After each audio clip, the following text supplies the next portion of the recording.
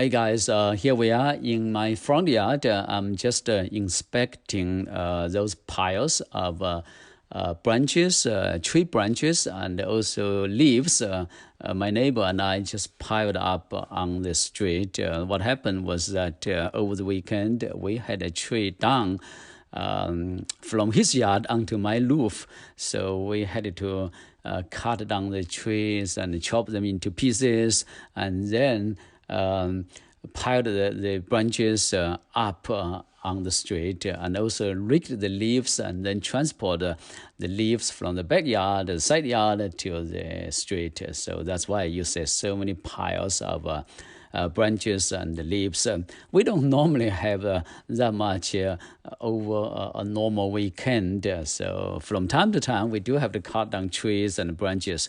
But this weekend was very special because we had a huge windstorm, which blew one of my neighbor's tree onto my roof.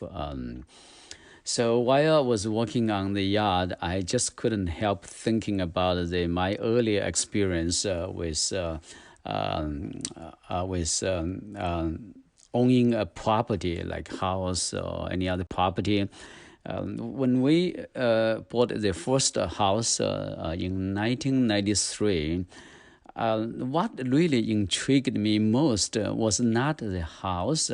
So I was sitting in front of my house in the front yard.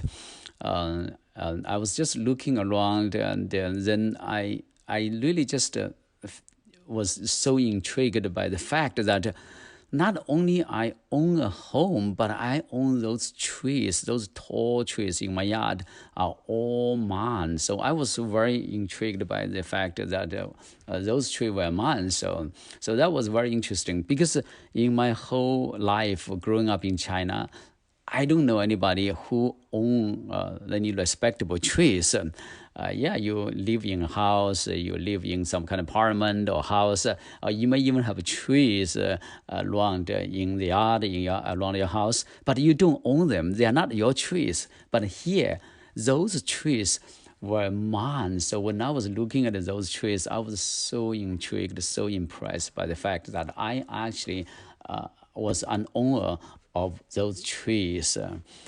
But then one day we had a huge hurricane, and we had 7 or 8 trees down, one on my roof and another one on my neighbor's roof. Then I realized from that point that owning a tree is not something really something you really feel proud of. It's something you really feel responsible. It's a liability because sooner or later that tree will have to be cut down or may just fall down on its own onto your roof, damage something. So it's tremendously expensive.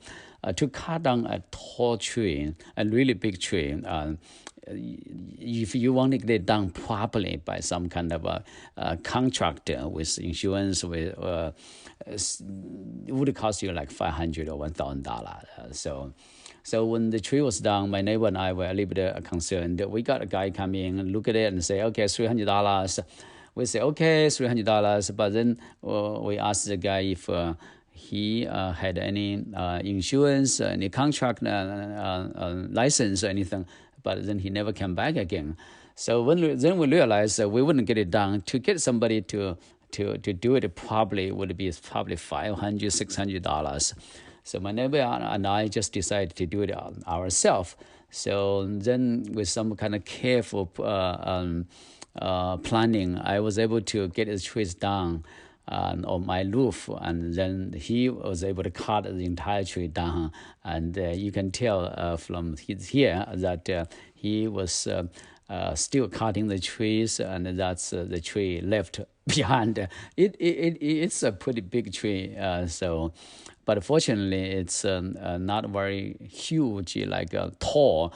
It's just many branches. So we were able to cut each of those branches down individually. And so eventually, we piled them up on the street. You can tell a lot of branches, and what's left behind are those tree trunks. He keeps those as firewood.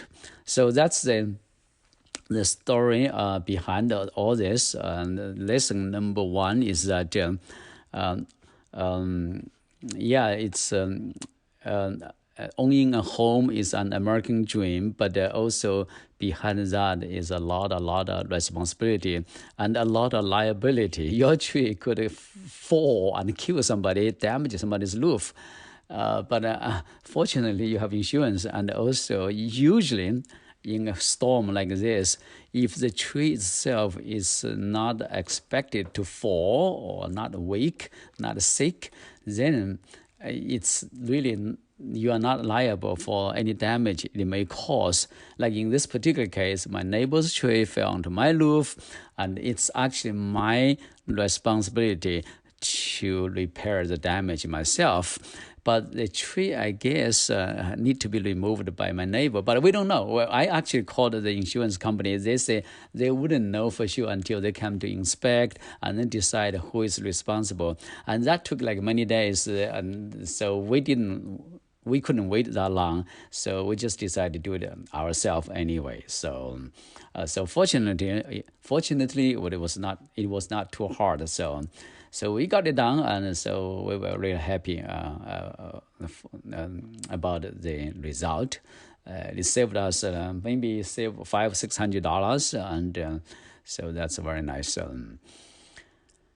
So that's so much for the American dreams. And so someday when you own a home, you will really understand the amount of work behind or taking care of your property. Okay. Hopefully you're enjoying this video. If you like this, please give me a thumb up. If you're enjoying more such videos, please subscribe to my channel. Thank you so much. Bye-bye. Oh, almost done, Rick. Getting there. Look at that tree. I don't want a big wood pile here for some reason. It makes me nervous. Why? Someone like torching it or something like that? I don't know. No. I don't say that would be an issue. Someone But- did it to Kathy's mom's house, though. Someone torched her front yard, on her patio. There was like wicker furniture. Someone burned it, and it burned the whole front of her house down. The whole house? No, only like the front, but she The had, front? It basically burned. So was she home? She was home actually, yeah. And so, so basically just like torched the front, went all the way up. But that would be a crime, the arson, Yeah, no? it was arson. They caught the people too, yeah. So what are those kind of people doing that? Crazy. It's East San Jose. They were just on drugs, probably. They're just crazy people that just were just being stupid, I guess. Wow, that's I know it's super amazing. rare, but Yeah, probably just kind of like for fun, right? Just burn the tree, but then it It got out of so control. She actually rented the room in the house next door.